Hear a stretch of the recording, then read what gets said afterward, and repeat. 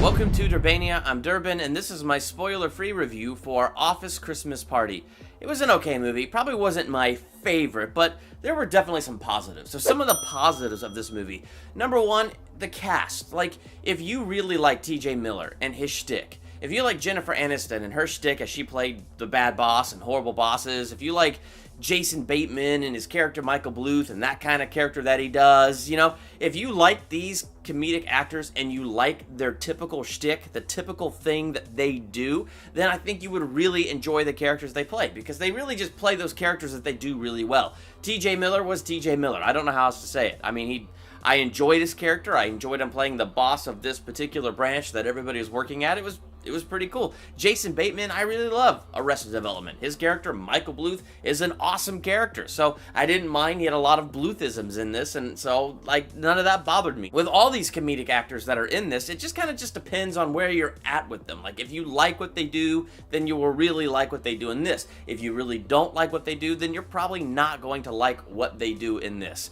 The other thing that kind of surprised me watching this movie is how much, like, the Office Christmas Party, which is what the movie's called and what you would think it's about, it felt to me, and maybe I'm wrong, but it felt like the party was a means to an end. Like, the real story of the movie was TJ Miller and Jennifer Aniston, who are brother and sister, with a side story of Jason Bateman, who just got a divorce and is falling in love with Olivia Munn. But that's just a side story. Felt like the main story was this brother-sister relationship where TJ Miller and Jennifer Aniston's dad, like, was always there for TJ, was, you know, letting TJ be the fun one, letting TJ get away with anything, where Jennifer Aniston couldn't get away with anything, so she couldn't be the fun one, and she was the all-uptight one. And now that their dad is dead, and TJ Miller gets to be the boss of his dad's branch, and Jennifer Aniston is the interim CEO, she's cutting costs, she's laying people off, she's shutting down branches, and TJ Miller is trying to be just like this really fun character. And so Jennifer Aniston did a good job that she really was a villain, and I felt like she was a villain in the beginning of this. TJ Miller was a total buffoon. He was, but he was lovable because you had other characters like Jason Bateman and Olivia Munn and other characters that just kind of were there. They backed him up, they balanced him out, and you could see, like, you know, when he's playing off those characters, it's like, oh, he's not a total buffoon, but I get it. He's just a fun-loving guy who wants to treat his employees like family, and Jennifer Aniston wants to treat them like numbers. Okay, I see it now. So they do a good job kind of giving you that. Suffice to get into my negatives of this movie, the best way I know how to describe these is when my wife and I went and saw the movie The Hangover, and we were laughing hysterically from the beginning to the end, to the point that our sides were hurting. And we're just talking the first Hangover. I'm ignoring those other two.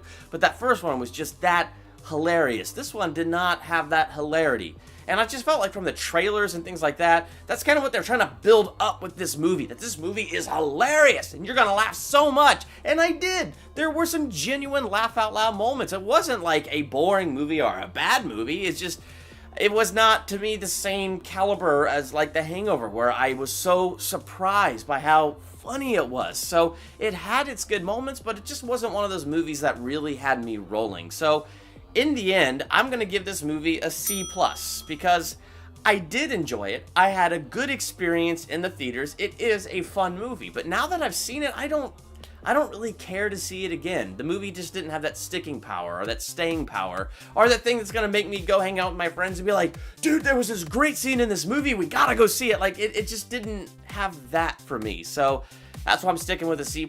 If you saw this movie, what were your thoughts? What letter grade would you give it? Let me know in the comments. While you're there, hit that subscribe button. Become a Durbanian. I'm Durbin. Thank you for checking out Durbania.